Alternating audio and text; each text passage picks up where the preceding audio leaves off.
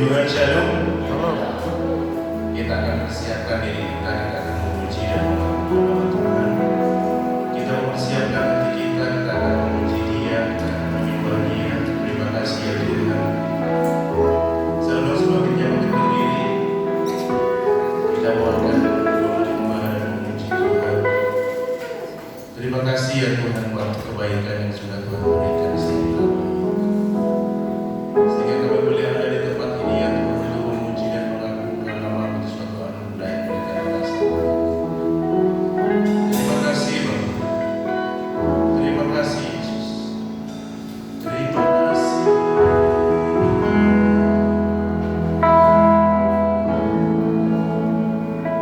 Terima kasih.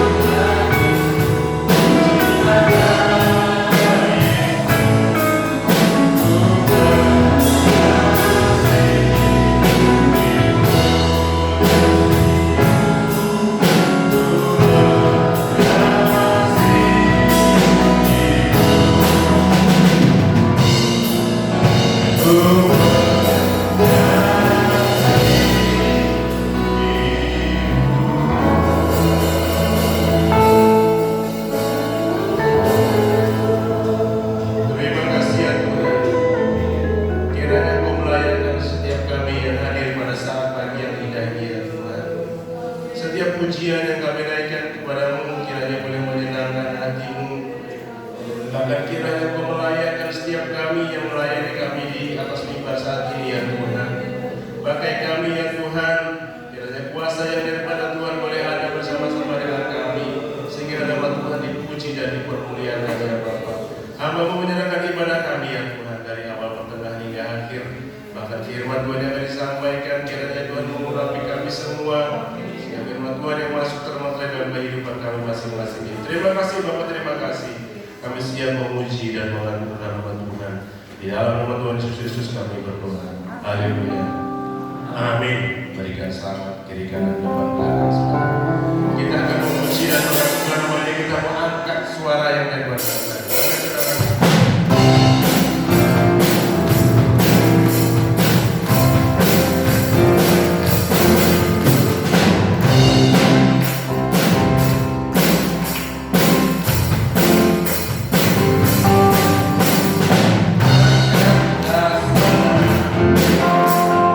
Puji dan sembah.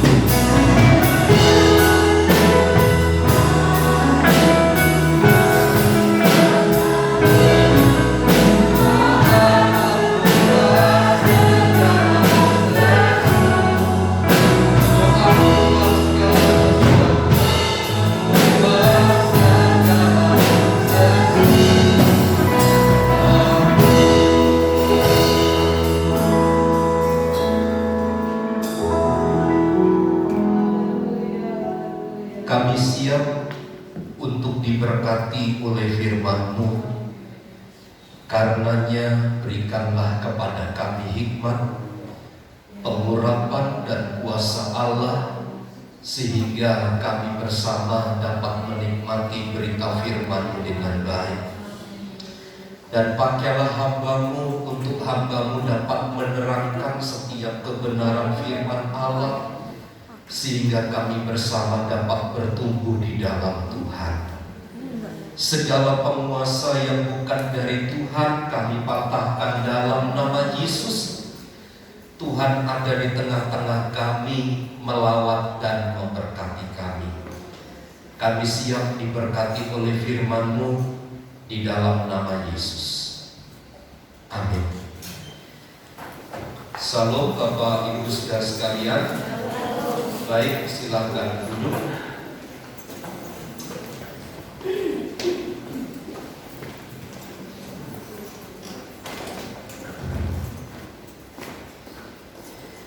Dalam Injil Matius pasal yang ke-11. Injil Matius pasal yang ke-11 ayat 20 sampai ayat 24.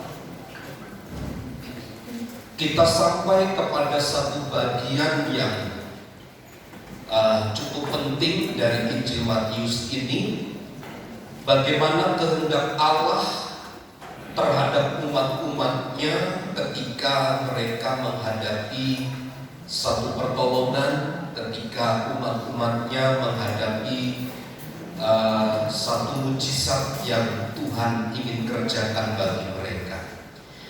Kita baca bergantian ayat ini, Matius pasal 11 ayat 20 sampai 24. Saya membaca ayat 20 begini. Yesus mengecam beberapa kota. Lalu Yesus mulai mengecam kota-kota yang tidak bertobat, sekalipun di situ ia paling banyak melakukan mujizat-mujizatnya. Celakalah engkau Korazin, celakalah engkau Betsaida, karena jika dia Yesus dari Sion dan dari Yerusalem sudah lama mereka berdoa dan berkabung. Tetapi aku berkata kepadamu, pada hari penghakiman, tanggungan Tirus dan Sidon akan lebih ringan daripada tanggunganmu. Dan engkau Kapernaum, apakah engkau akan dinaikkan sampai ke langit? Tidak, engkau akan diturunkan sampai ke dunia orang mati. Karena jika di Sodom terjadi mujizat-mujizat yang terjadi di tengah-tengah kamu, kota itu tentu masih berdiri sampai hari ini. Tetapi aku berkata kepadamu, pada hari penghakiman, tanggungan negeri Sodom akan lebih ringan daripada tanggunganmu. Ayat ini sebenarnya bicara tentang teguran kepada gereja, kepada umat-umat Tuhan, tentang apa yang Tuhan telah kerjakan dan buat bagi mereka.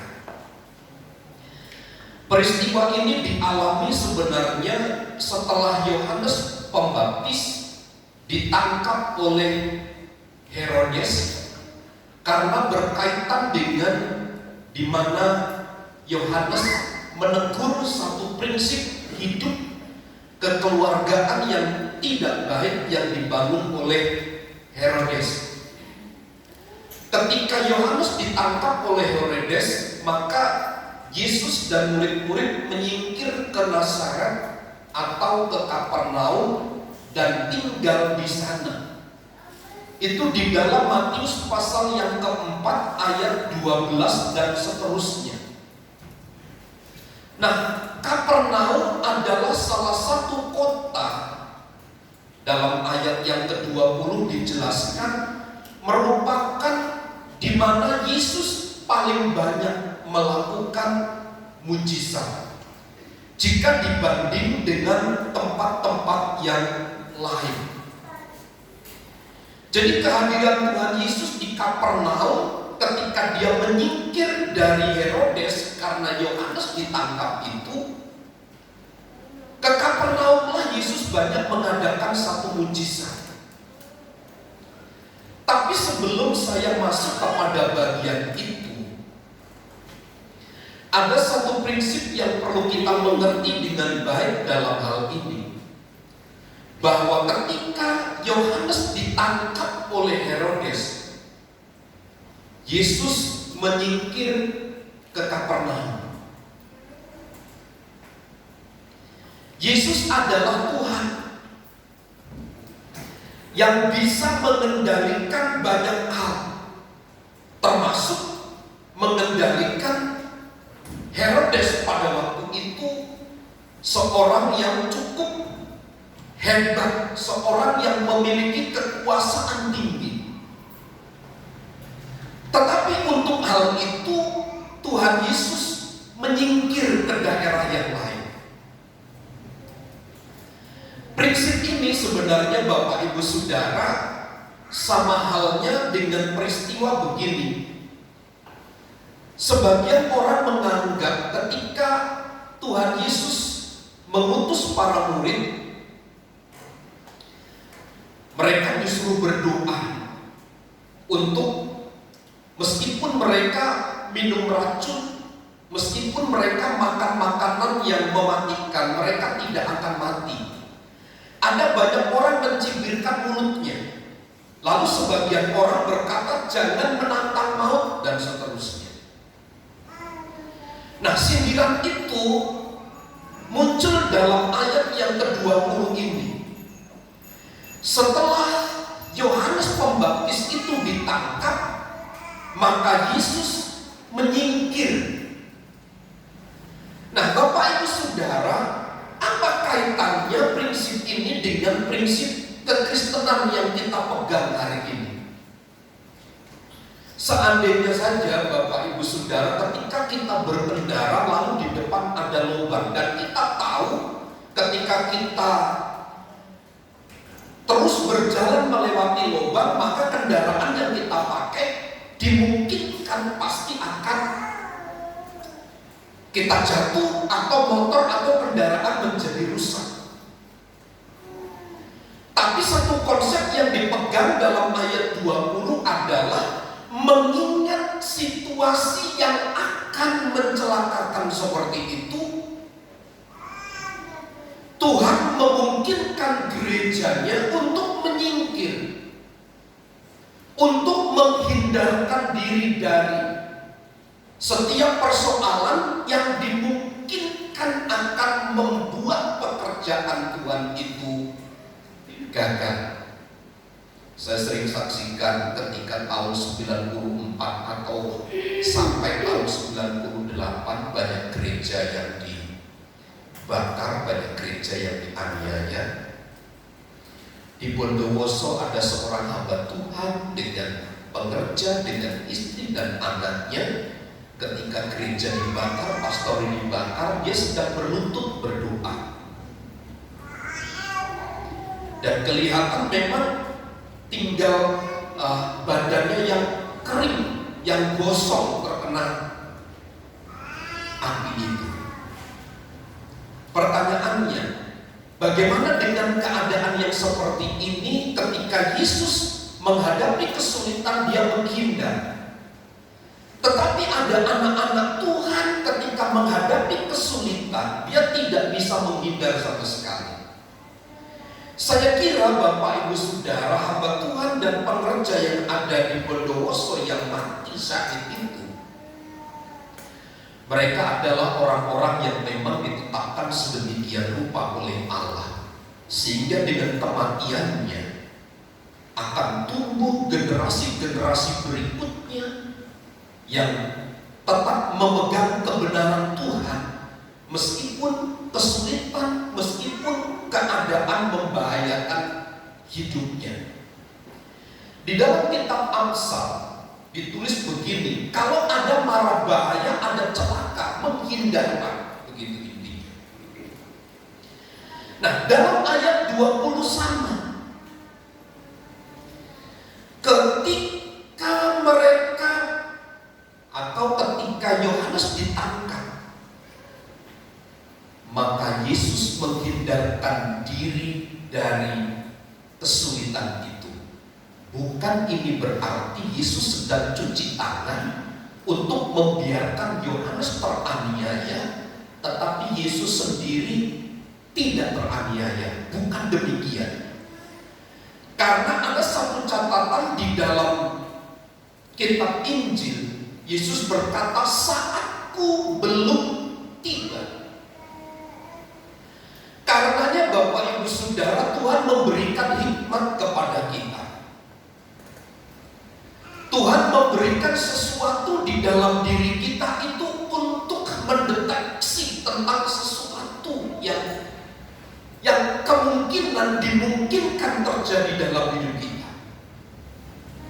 Selalu ada dua bagian yang harus dilakukan: menghindar atau justru berdiam diri, bertepuk lutut di hadapan Tuhan.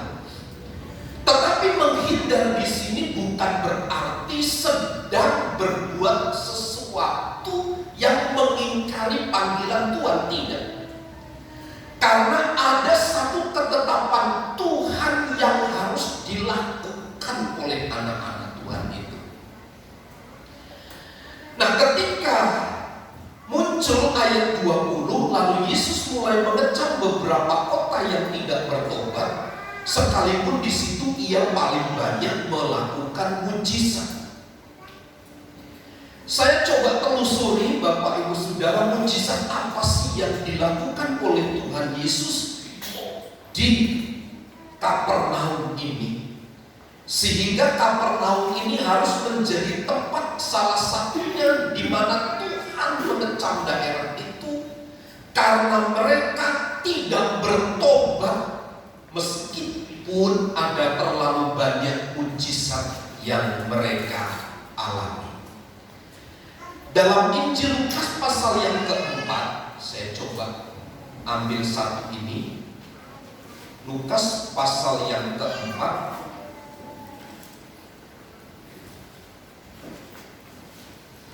ayat yang ke-31 dan ayat yang ke-32. Saya baca demikian, Yesus dalam rumah ibadat di Kapernaum. Kemudian Yesus pergi ke Kapernaum, sebuah kota di Galilea, lalu mengajar di situ pada hari-hari Sabat. Mereka takjub mendengar pengajarannya, sebab perkataannya penuh kuasa. Yesus di Kapernaum sedang mengajar mereka, dan pengajarannya itu membuat mereka takjub. Karena Yesus mengajar penuh kuasa. Kehadiran Tuhan Yesus di Kapernaum adalah sedang mengajar mereka, mendidik mereka. Dan ketika mereka mendengar, kesimpulannya adalah sama. Mereka takjub terhadap pengajarannya. Lalu di dalam Injil Markus pasal yang kelima, Markus pasal yang kelima, ayat yang ke-22, saya baca demikian. Datanglah seorang kepala rumah ibadat yang bernama Yairus. Ketika dia melihat Yesus, tersungkurlah ia di depan kakinya. Yesus membangkitkan anak Yairus dan menyembuhkan seorang perempuan yang sakit pendarahan. Ini juga terjadi di Kapernaum. Yesus membangkitkan anak Yairus, anak yang sudah mati dibangkitkan oleh Tuhan. Ini terjadi di Kapernaum. Dan di dalam Injil Markus pasal 1, saya akan lebih banyak membaca sebagai satu referensi, ayat 21 sampai ayat yang ke-28, tapi kita tidak membaca semua. Yesus dalam rumah ibadat di Kapernaum. Mereka tiba di Kapernaum setelah hari Sabat mulai. Yesus segera masuk ke dalam rumah ibadat dan mengajar. Mereka takjub mendengar pengajarannya, sebab ia mengajar dan seterusnya. Ia mengajar mereka sebagai orang yang berkuasa, tidak seperti ahli-ahli Taurat. Pada waktu itu di dalam rumah ibadat itu ada seorang yang kerasukan roh jahat. Orang itu berteriak, "Apa urusanmu dengan kami, hai Yesus orang Nazaret? Engkau datang hendak membinasakan kami. Aku tahu siapa engkau, yang kudus dari Allah." Tetapi Yesus menghadap, katanya, "Diam, keluarlah daripadanya." Ayat 26. Roh jahat itu mengguncang-guncang orang itu, dan sambil menjerit dengan suara nyaring, ia keluar daripadanya. Peristiwa pengusiran Tuhan Yesus terhadap orang yang dirasuk roh jahat ini juga terjadi di Kapernaum. Mujizat demi mujizat terus dilakukan di tengah-tengah mereka. Lalu menginjak pada Markus pasal yang kedua. Markus pasal yang kedua, ayat yang ke 1 sampai 12, tentang orang lumpuh yang disembuhkan, yang diangkat oleh 4 sahabat dan rekannya.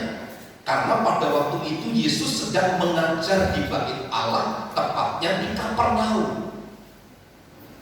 Orang yang lumpuh diangkat oleh 4 orang, lalu dinaikkan ke loteng, lalu diturunkan di depan kaki Yesus ketika Yesus sedang mengajar mereka. Orang lumpuh yang digotong oleh 4 orang disembuhkan itu terjadi juga di Kapernaum. Dan masih terlalu banyak ayat-ayat yang lain seperti Lukas pasal 5 ayat 1 sampai 11. Tuhan Yesus mengajar mereka untuk menangkap ikan dengan cara yang ajaib. Kemudian Tuhan Yesus menyediakan uang 4 dirham dalam mulut ikan untuk membayar pajak. Itu dalam Matius pasal 17 ayat 24 sampai 7. Ia juga menyembuhkan hamba seorang perwira Romawi yang lumpuh dalam Matius 8 ayat yang kelima. Semuanya ini dilakukan oleh Tuhan Yesus. Ada banyak hal yang mereka peroleh dari Tuhan. Tetapi catatan Injil Matius pasal 11 ayat yang ke-20, mujizat yang sebanyak itu tidak pernah membuat mereka menjadi orang-orang yang bertobat. Bertobat di dalam ayat 20 ini dipakai kata metanoia. Dari kata meta dan nous. Itu memiliki pengertian perubahan pikiran, perubahan budi. Kemudian kalau dikonfirmasi oleh Paulus dalam Roma pasal 12 ayat 1 dan ayat yang kedua, berubahlah oleh pembaharuan budi.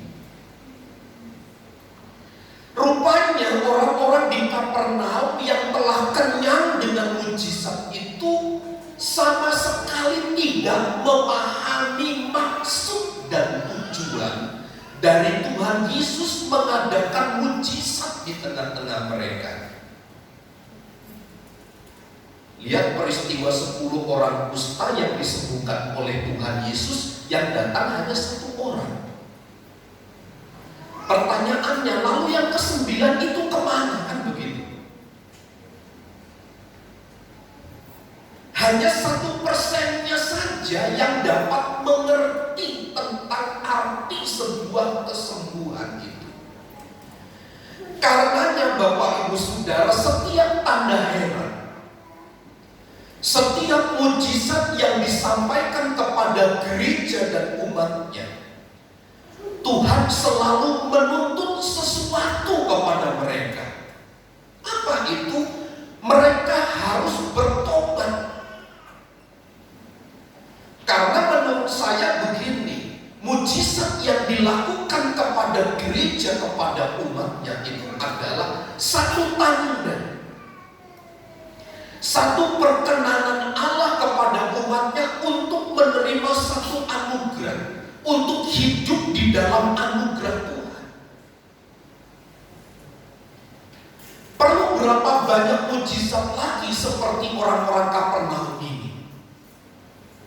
Orang mati disembuhkan sudah, orang mati dibangkitkan sudah, orang sakit, orang kerasukan, semua diselesaikan oleh Tuhan. Kurang apa? Kalau mengingat peristiwa orang-orang di Kapernaum, maka saya ingat peristiwa tentang bagaimana Tuhan dalam kitab Keluaran memberikan tulah kepada orang-orang Mesir, terlebih kepada Firaun.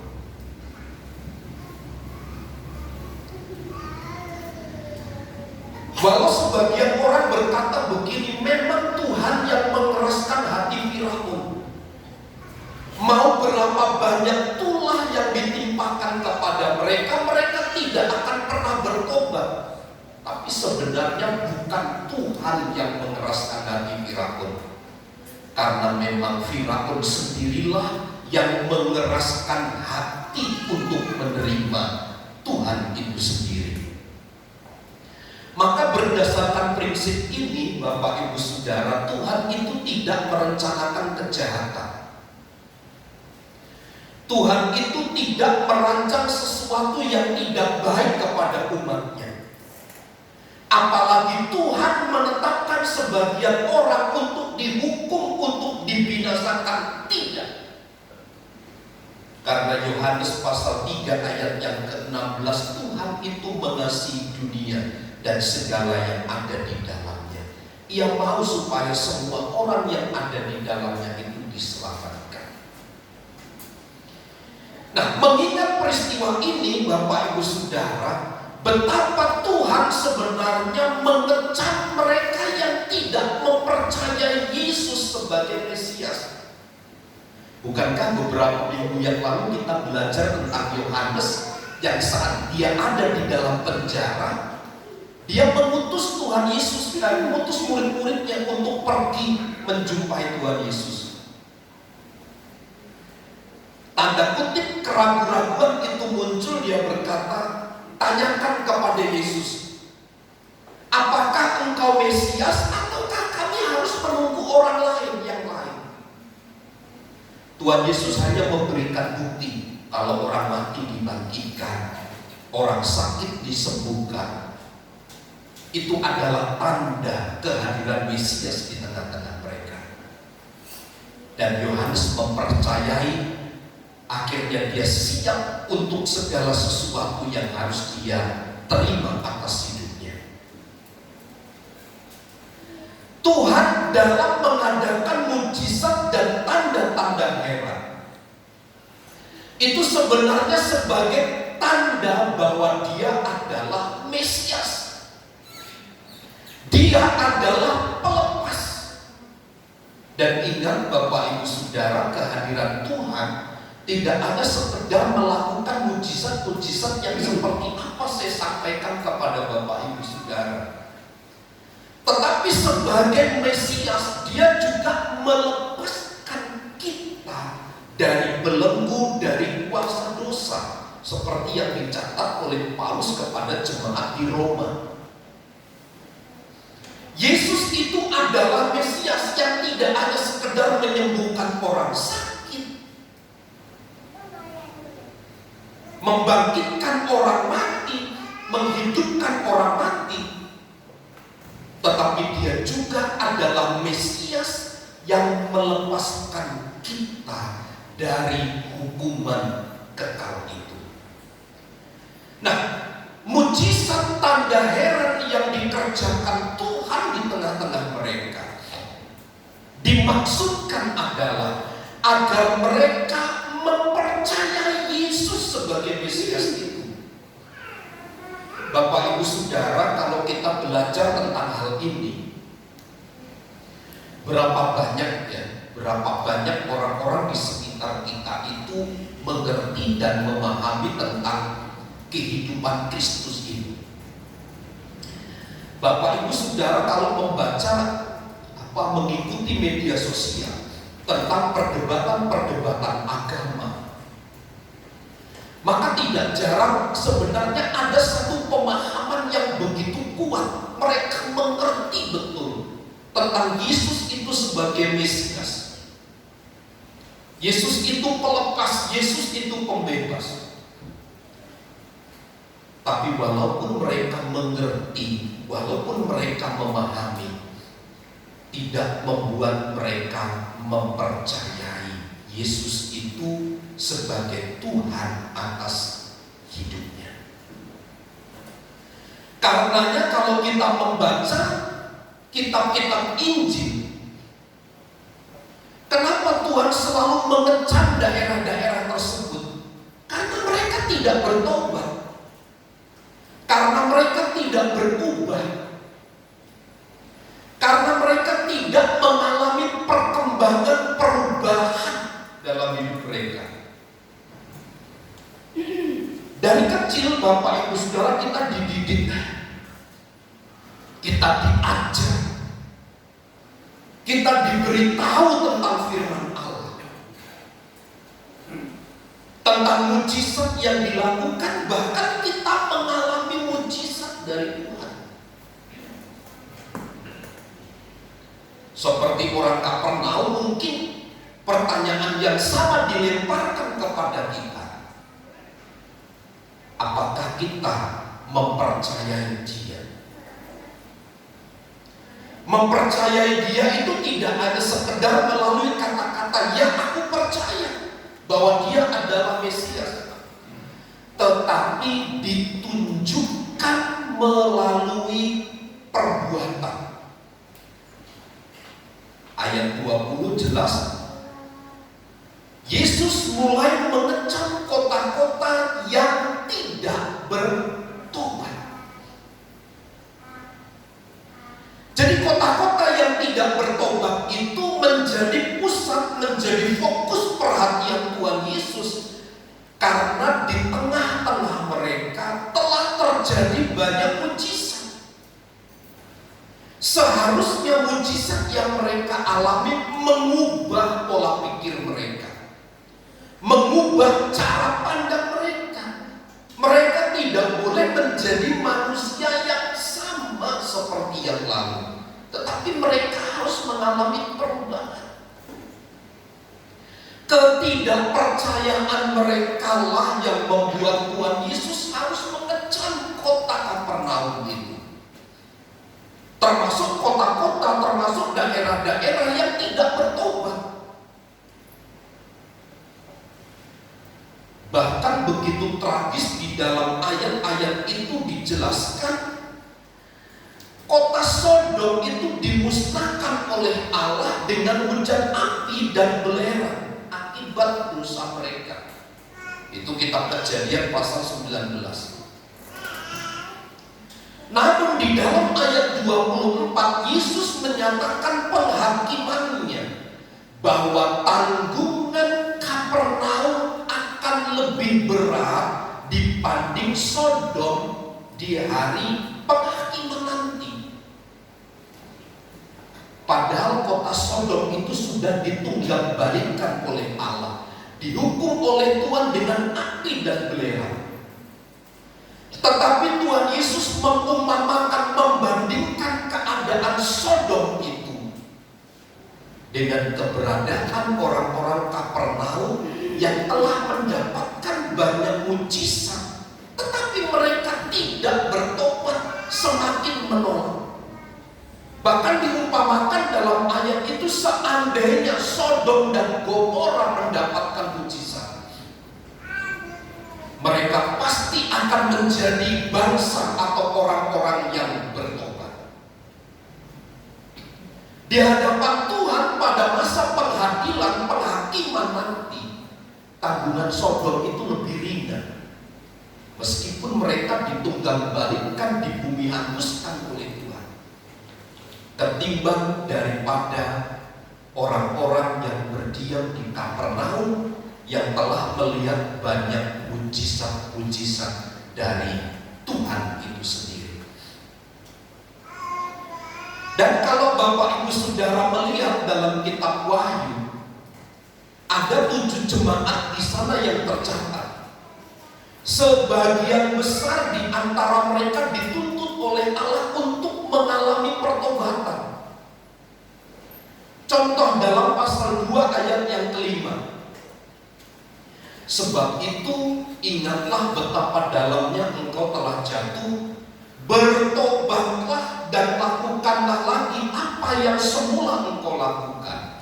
Jika tidak demikian, aku akan datang kepadamu dan aku akan mengambil kaki dian dari tempatmu jikalau engkau tidak bertobat. Itu kepada jemaat di Efesus. Hanya ada 2 jemaat yang tidak Tuhan tuntut tentang pertobatan. Lalu selanjutnya pada pasal 2 ayat yang ke-16. Pasal 2 ayat yang ke-16 kepada jemaat Pergamus, sebab itu bertobatlah, jika tidak demikian aku akan segera datang kepadamu dan aku akan memerangi mereka dengan pedang yang di mulutku ini. Kepada jemaat di Pergamus pun Tuhan menyuarakan pertobatan. Ayat 21 sama kepada jemaat di Tiatira. Lihatlah, aku akan melemparkan dia ke atas ranjang orang sakit, dan mereka yang berbuat zina dengan dia akan kulemparkan ke dalam kesukaran besar, jika mereka tidak bertobat dari perbuatan-perbuatan perempuan itu. Jemaat di Smyrna juga dituntut pertobatan dari perbuatan yang menyimpang. Kemudian pasal 3 ayat yang ketiga kepada jemaat di Sardis. Karena itu ingatlah bagaimana engkau telah menerima dan mendengarnya. Turutilah itu dan bertobatlah. Sebab kalau tidak bertobat, karena jikalau engkau tidak berjaga-jaga, aku akan datang seperti pencuri, dan engkau tidak tahu pada waktu manakah aku tiba-tiba datang kepadamu. Jemaat di Sardis pun sama. Tuhan menuntut satu pertobatan di tengah-tengah hidup mereka. Dan dalam ayat 19 kepada jemaat di Laodikia pun sama. Barang siapa kukasihi, ia kutegur dan kuajar, sebab itu relakanlah hatimu dan bertobatlah. Ada 5 gereja yang Tuhan tuntut pertobatan di antara mereka, tetapi yang 2 tidak.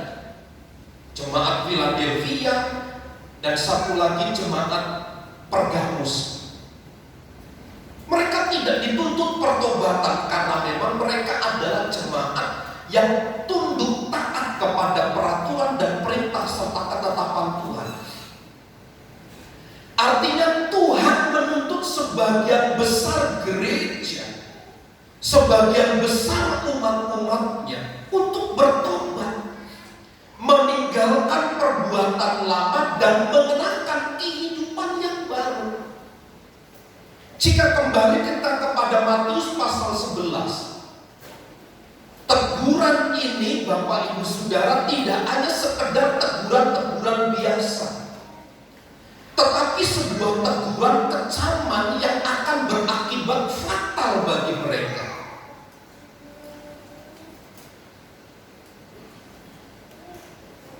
Karena bagi Allah begini dalam ayat 23,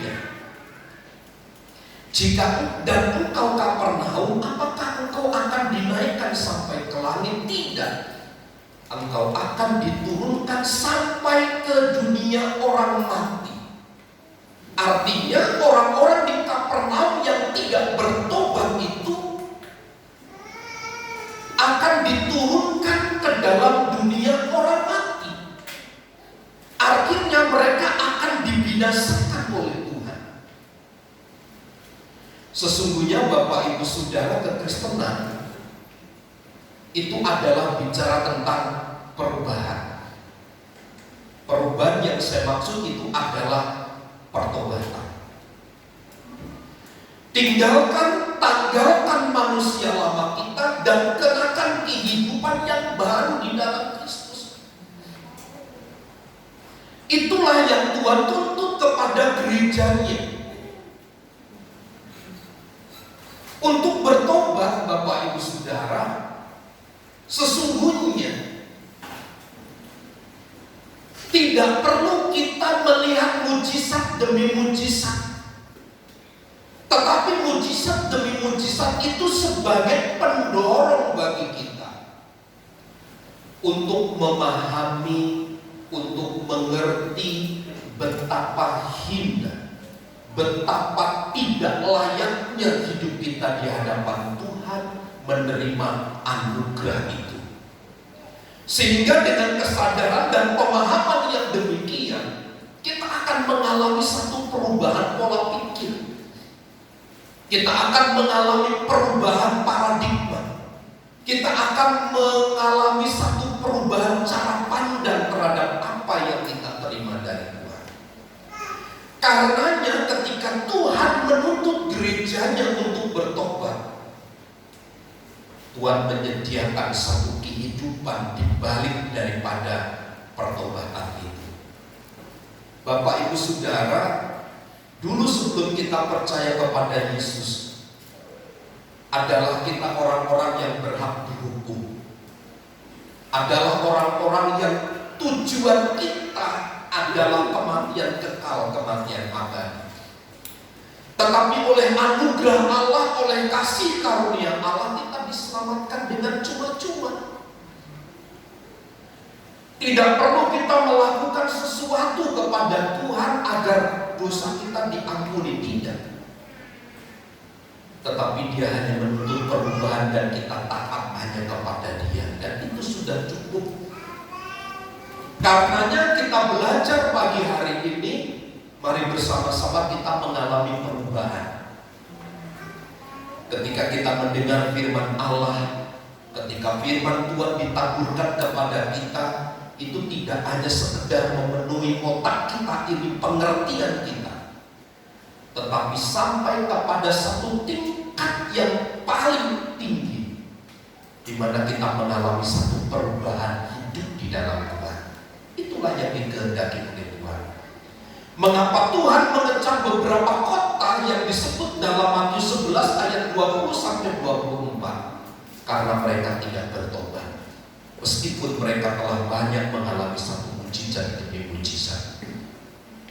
Pagi hari ini bukankah banyak mujizat juga yang kita alami Bapak Ibu Saudara dari Tuhan? Kalau kita mau menyebutkan satu persatu, terlalu banyak mujizat yang kita alami.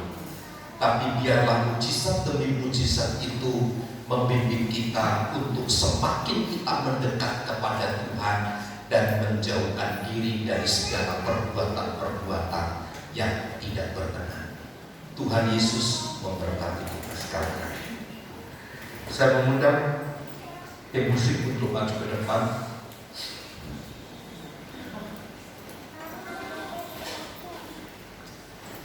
Sebelum kita berdoa, kita menyanyikan satu pujian Hatiku Percaya. Percaya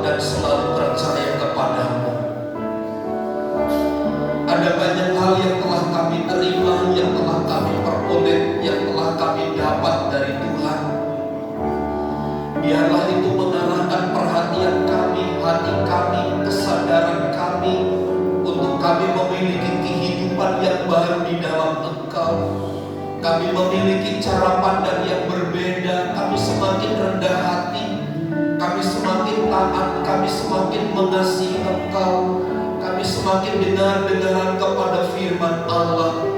Kiranya setiap kebenaran firman Allah bertumbuh di dalam hidup kami. Kapernaum adalah menjadi contoh yang tragis bagi kami. Meskipun banyak mujizat Tuhan Yesus lakukan, mereka tidak bertobat. Dan di tempat ini biarlah kiranya kebenaran Allah dinyatakan juga kepada setiap kami, bahwa ada banyak mujizat yang telah kami alami dari Tuhan. Dan tolonglah kami Tuhan, tidak ada sekedar kami menjadi penikmat daripada mujizat itu, tetapi kami bertanggung jawab dengan mujizat itu dan membawa hidup kami kepada satu perubahan yang berarti, sehingga kami menjadi gereja, kami menjadi umat yang bertumbuh di dalam Tuhan. Mulai saat ini biarlah kasih kuasa Kristus dinyatakan dengan sempurna di dalam dan di seluruh hidup kami. Kami terima berkat firman-Mu dengan hati bersyukur di dalam nama Yesus. Setiap kita yang diberkati bersama katakan amin.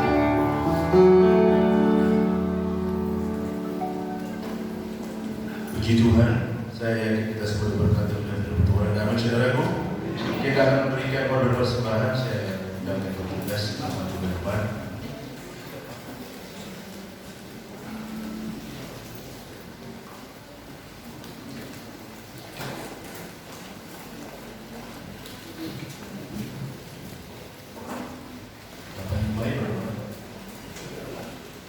Segala pujian dan syukur hanya bagi-Mu Tuhan, sebentar kami beri yang terbaik. Jalan Engkau Tuhan memberkati setiap tangan yang memberi apapun yang dikerjakan berhasil, karena bersama dengan Engkau Tuhan. Dalam nama Tuhan Yesus kami berdoa. Amin. Kau ragukan yang Bapa jadi berkata. Menjadi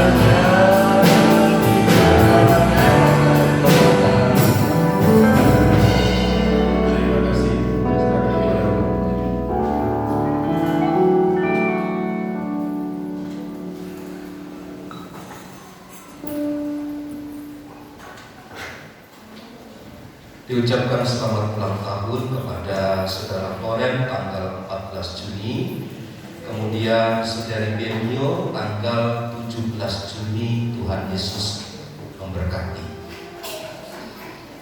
Kita berdoa bagi Ibu Dina. Ya, Ibu Dina hadirin? Tidak. Ya, karena siang hari ini akan berangkat ke Turki, mengikuti tur bersama dengan rombongan. Kiranya Tuhan menyertai perjalanan mereka.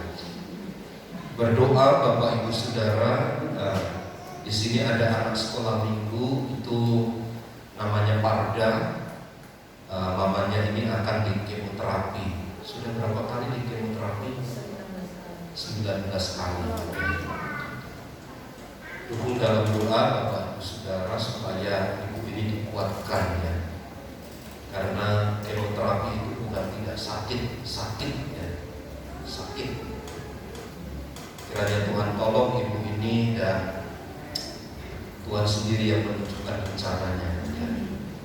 Itu saja, mari bersama kita berdiri, kita akhiri di dalam doa.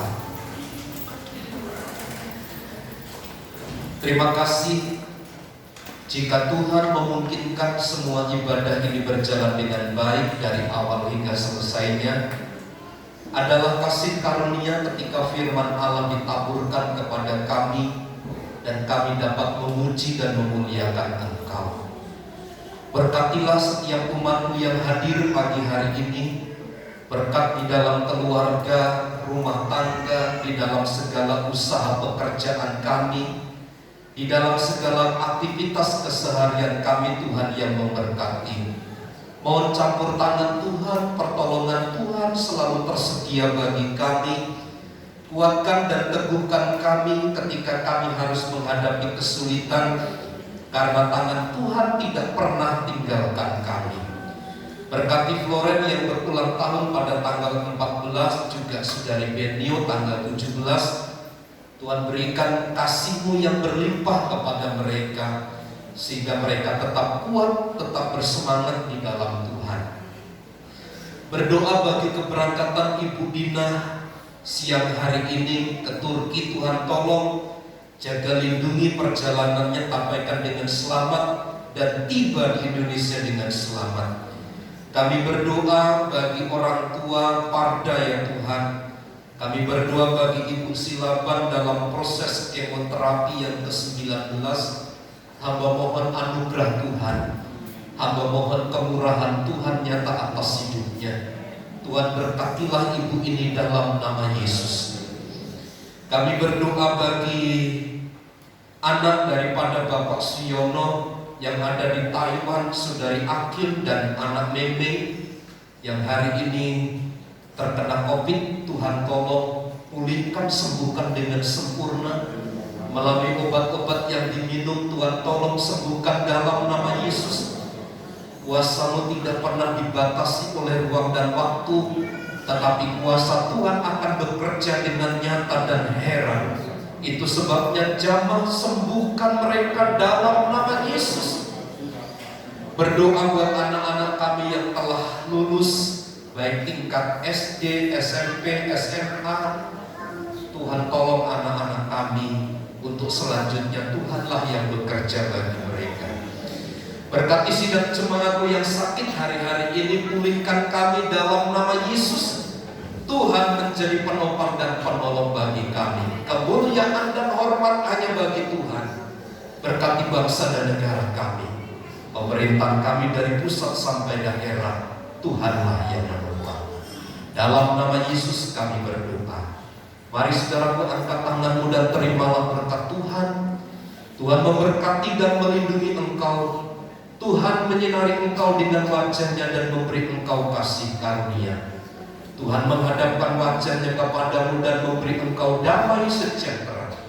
Kiranya kasih karunia Tuhan Yesus Kristus dan kasih Allah serta persekutuan Roh Kudus menyertai kita sekalian saat ini dan sampai selama-lamanya. Kami terima segala berkat Tuhan di dalam nama Tuhan Yesus Kristus. Kita semua yang percaya dan diberkati bersama katakan amin. Bapa, terima kasih. Tuhan.